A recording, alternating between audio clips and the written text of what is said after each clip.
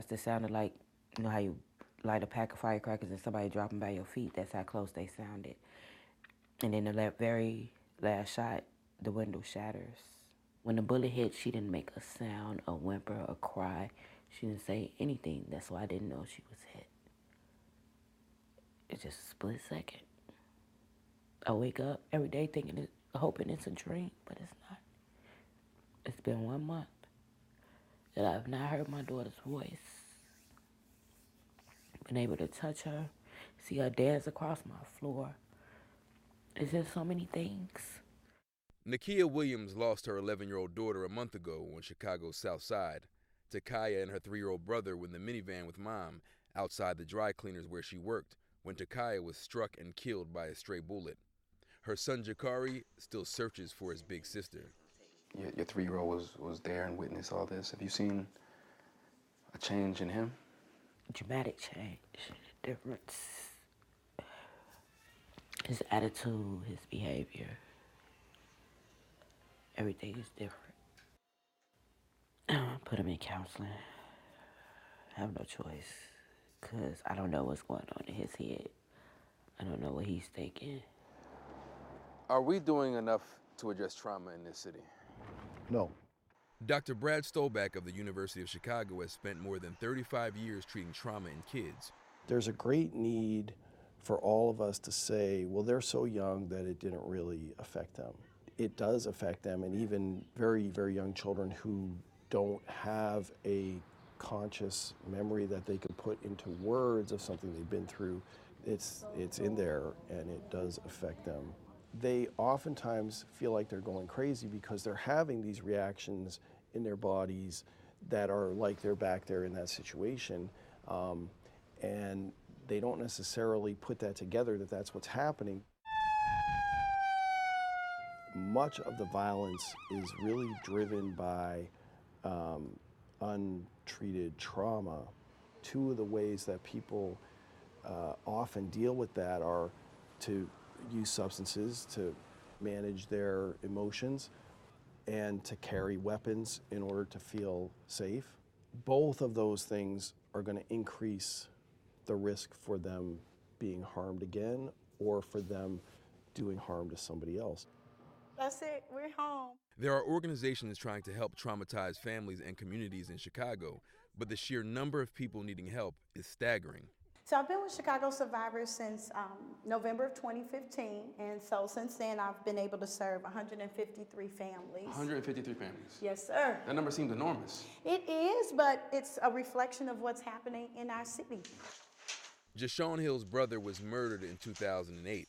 Now a family support specialist, she helps others heal. When you go into these communities, is there a sense that everyone is traumatized in some way? I mean, it's hard to say that they are not, because it's not like every time I do an assessment with someone that they don't express to me that they've experienced some level of trauma. It may not have been directly in the immediate family, but they know a friend, they know a neighbor, they know someone who's closely connected. They may have been at their church. And post-traumatic stress disorder it's through the fabric of the urban community. There have been more than 700 shootings in Chicago this year alone, clustered mostly on Chicago's south and west sides. It feels like everyone here has lost someone.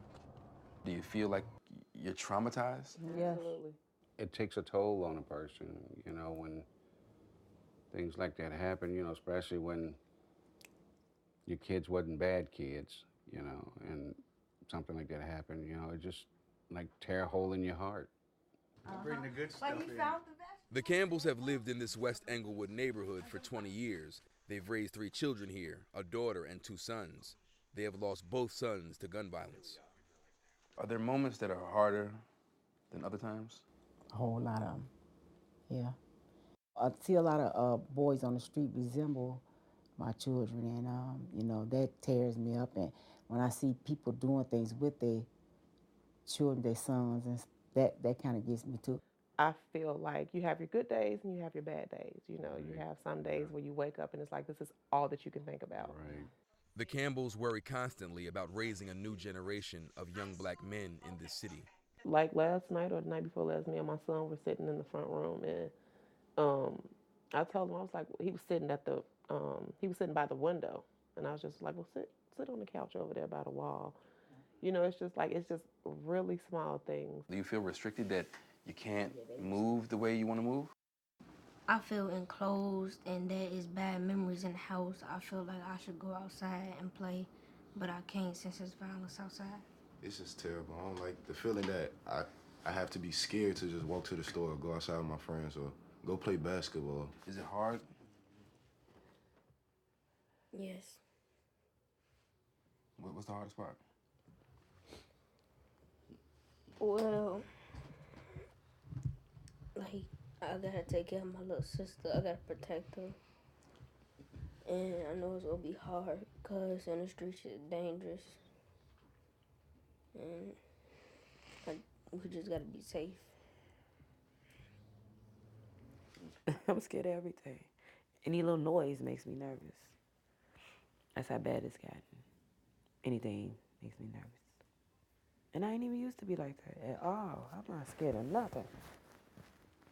But now, I'm scared of everything.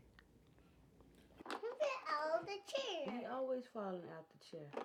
1 month after her 11-year-old daughter was killed, Nakia Williams fears for her young son, growing up on the south side of Chicago. I feel like I gotta get away. I feel like I have to raise my son still. I need to get away. None of this is normal. This can't be life. This is just, it's not normal.